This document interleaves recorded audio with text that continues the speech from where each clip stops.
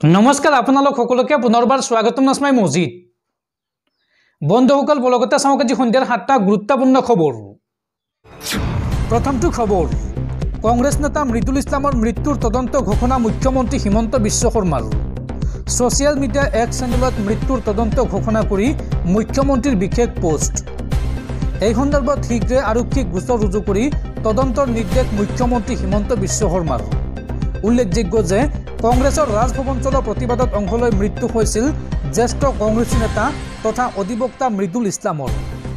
আৰু এতিয়াৰ পৰা ৰাজভৱনৰ সমীপত দিয়া নহ'ব বিক্ষোভৰ অনুমতি, চচলৰ নিৰ্দিষ্ট এলেকাতহে কৰিব পাৰিব প্ৰতিবাদ।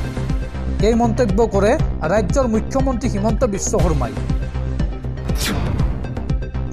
পৰৱৰ্তী খবৰ, পুনৰ অনিশ্চয়তাৰ মাজত ৰাজ্যৰ পঞ্চায়ত নিৰ্বাচন। অহা 9 জানুৱাৰীলৈকে নিৰ্বাচনী অধিসূচনা জাৰি কৰিব নোৱাৰিব নিৰ্বাচন আয়োগে। ৰাজ্যিক নিৰ্বাচন আয়োগক এই সন্দৰ্ভত বাধা গুৱাহাটী উচ্চ ন্যায়ালয়ৰ। পুনৰ অনিশ্চয়তাৰ মাজত ৰাজ্যৰ পঞ্চায়ত নিৰ্বাচন। 9 জানুৱাৰীলৈকে নিৰ্বাচনী অধিসূচনা জাৰি কৰিব নোৱাৰিব নিৰ্বাচন আয়োগে। ৰাজ্যিক নিৰ্বাচন আয়োগক বাধা আৰোপ উচ্চ ন্যায়ালয়ৰ। বহু লোকৰ ওজৰ আপত্তিৰ লেখ আবেদনৰ শুনানিক লৈ এই নিৰ্দেশনা গুৱাহাটী উচ্চ ন্যায়ালয়ৰ। সমষ্টি পুনৰ নিৰ্ধাৰণৰ নামত ব্যাপক বিসংগতিৰ অভিযোগ ৰাইজৰ। আৰু ভোটাৰ তালিকাতো বহু লোকে কৰিছে বিসংগতিৰ অভিযোগ। বহু লোকৰ তথ্য প্ৰমাণৰ ভিত্তিত অধিসূচনা জাৰিত বাধ্যবাধকতা জাৰি গুৱাহাটী উচ্চ ন্যায়ালয়ৰ। পৰৱৰ্তী খবৰ, ৰাজ্যৰ লাখ লাখ দোকানী ব্যৱসায়ী আৰু উদ্যোগীৰ বাবে জৰুৰী খবৰ। এতিয়াৰ পৰা ঘৰত বহিয়াই লাভ কৰিব ট্ৰেড লাইচেন্স। এই সন্দৰ্ভত বৃহৎ ঘোষণা হিমন্ত চৰকাৰৰ। ৰাজ্যৰ লাখ লাখ দোকানী ব্যৱসায়ী আৰু উদ্যোগীৰ বাবে ডাঙৰ খবৰ। ট্ৰেড লাইচেন্স সন্দৰ্ভত দোকানী ব্যৱসায়ীসকলৰ বাবে এই জৰুৰী খবৰটো।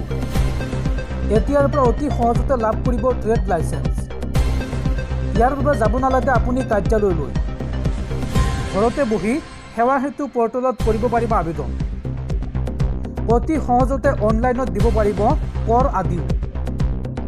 ট্ৰেড লাইচেন্সৰ বাবে প্ৰথমে আপুনি সেৱা সেতু পৰ্টেলত যাব লাগিব আৰু ইয়াৰ পিছত ক্লিক কৰক ৰেজিষ্টাৰ টেবত। ক্লিক কৰি দিব লাগিব নিজৰ নাম, মোবাইল নম্বৰ, ইমেইল আইডি, ৰাজ্য আৰু পাছৱাৰ্ড। আৰু ইয়াৰ পিছত লগইন টেবত গৈ ক্লিক কৰক। লগইন হোৱাৰ পিছতে ওলাই আহিব এপ্লাই অনলাইন টেব আৰু ইয়াৰ পিছত আপুনি বিচৰা সেৱা বাছনি কৰক। যদি আপুনি ট্ৰেড লাইচেন্স বিচাৰে তেন্তে ট্ৰেড লাইচেন্সৰ সেৱা বাছনি কৰক। এই বাছনি কৰাৰ পিছতে এখন প্ৰপত্ৰ ওলাই আহিব। প্ৰয়োজনীয় নথিসহ এই প্ৰপত্ৰখন আপুনি পূৰণ কৰিব লাগিব। আপোনাৰ নাম ঠিকনা শুদ্ধভাৱে দাখিল কৰাৰ পিছত আপুনি দিব লাগিব সেৱা মাচুল। আৰু সফলতাৰে এই কাম হোৱাৰ পিছতে আপুনি লাভ কৰিব একনলেজমেণ্ট স্লিপ আৰু SMS-ৰ জৰিয়তে ধন প্ৰাপ্তিৰ মেছেজ লাভ কৰিব। আৰু ইয়াৰ পিছতে আপুনি লাভ কৰিব ট্ৰেড লাইচেন্স। দৰ্শকসকল, আৰু বহুতো গুৰুত্বপূৰ্ণ খবৰ আছে। তাৰ আগতে আপোনাক জনাওঁ যে যদি আপুনি এতিয়ালৈকে এইটো ভিডিঅ'ত লাইক কৰা নাই তেন্তে এতিয়াই ভিডিঅ'টোত লাইক কৰি দিয়ক।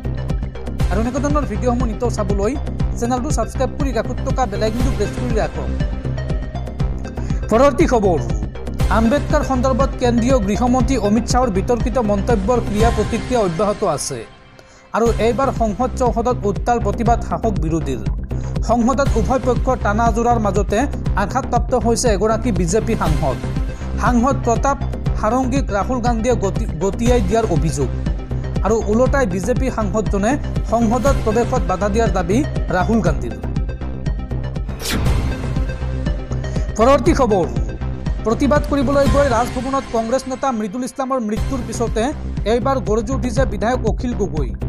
অখিল গগৈৰ মন্তব্য, শীঘ্ৰেই পদত্যাগ কৰিব লাগে DGP GP সিঙে আৰু ৰাজহুৱাভাৱে ক্ষমা খুজিব লাগে মুখ্যমন্ত্ৰী হিমন্ত বিশ্ব শৰ্মাই। অসম আৰক্ষীৰ হৈছে কি? বিজেপি চৰকাৰ আৰু অসম আৰক্ষীক নিন্দা কৰিছোঁ, এই মন্তব্য অখিল গগৈ। অখিল গগৈয়ে লগতে কয় যে শীঘ্ৰেই পদত্যাগ কৰিব লাগে DGP GP সিঙে। গণতান্ত্ৰিক প্ৰতিবাদক এনেকৈ দমন কৰাটো মানি ল'ব নোৱাৰি। এই ঘটনাৰ বাবে ৰাজহুৱা ক্ষমা খুজিব লাগে হিমন্ত বিশ্ব শৰ্মাই আৰু 1 কোটি টকাৰ ক্ষতিপূৰণ দিব লাগে মৃদুল ইছলামৰ পৰিয়ালক। অত্যন্ত গৰিহণাৰ কাম কৰিছে অসম চৰকাৰে। বিজেপিৰ বিৰুদ্ধে গ্ৰহণ কৰিব লাগে শাস্তিমূলক ব্যৱস্থা। কংগ্ৰেছ নেতা মৃদুল ইছলামৰ মৃত্যুৰ পিছতে এইদৰে গৰজি উঠিল বিধায়ক অখিল গগৈ। পৰৱৰ্তী খবৰ, ৰাজ্যবাসীলৈ জৰুৰী খবৰ। ৰেচন কাৰ্ড থকা পৰিয়ালে এতিয়াৰ পৰা চাউলৰ উপৰিও টকা আৰু চৰকাৰী ঘৰ লাভ কৰিব। এই সন্দৰ্ভত আপুনি শীঘ্ৰে সাজু কৰক আপোনাৰ নথিপত্ৰ। ডাঙৰ খবৰ, চাউল টকাৰ উপৰিও ৰাজ্যৰ দৰিদ্ৰ পৰিয়ালে লাভ কৰিব চৰকাৰী ঘৰ। এতিয়াৰ পৰা ৰেচনৰ লগতে লাভ কৰিব চৰকাৰী ধন। 1 তাৰিখৰ পৰা 10 তাৰিখৰ ভিতৰত লাভ কৰিব ৰেচন আৰু 10 তাৰিখত পুনৰ মহিলাসকলৰ বেংক একাউণ্টত সোমাব 1250 টকাকৈ। অৰ্থাৎ ৰেচন আৰু টকা একেলগে লাভ কৰিব মহিলাসকলে আৰু ৰেচন কাৰ্ড থকা প্ৰতিগৰাকী মহিলাই লাভ কৰিব 1250 টকাকৈ। মহিলাসকলক সকাহ দিয়াৰ বাবে চৰকাৰৰ এই বৃহৎ পদক্ষেপ। আৰু নতুনকৈ ৰেচন কাৰ্ড পোৱা দৰিদ্ৰ হিতাধিকাৰীসকলে লাভ কৰিব চৰকাৰী ঘৰ। ইতিমধ্যে 31 ডিচেম্বৰৰ ভিতৰত 60,000 পৰিয়ালে লাভ কৰিব PMAY চৰকাৰী ঘৰ। এই কথা ঘোষণা কৰিছে ৰাজ্য চৰকাৰে আৰু তাৰ পিছত নতুনকৈ পুনৰ 7 লাখ লোকে লাভ কৰিব বিনামূলীয়া চৰকাৰী ঘৰ। মুখ্যমন্ত্ৰী আৱাস যোজনাৰ অধীনত লাভ কৰিব এইসমূহ ঘৰ। আপুনি শীঘ্ৰে সাজু কৰক আপোনাৰ নথিপত্ৰ। পৰৱৰ্তী খবৰ, দুৰ্দৰ্শ সন্ত্ৰাসবাদী সংগঠন জৈশ-ই মহম্মদৰ বিৰুদ্ধে দেশজুৰি অভিযান। ৰাষ্ট্ৰীয় অনুসন্ধানকাৰী সংস্থা চমুকৈ NIA আৰু এই অভিযানকালত আৰক্ষীৰ জালত পৰিছে কুখ্যাত সন্ত্ৰাসবাদী সংগঠন জৈশ-ই মহম্মদৰ সৈতে জড়িত 8 গৰাকী জেহাদী।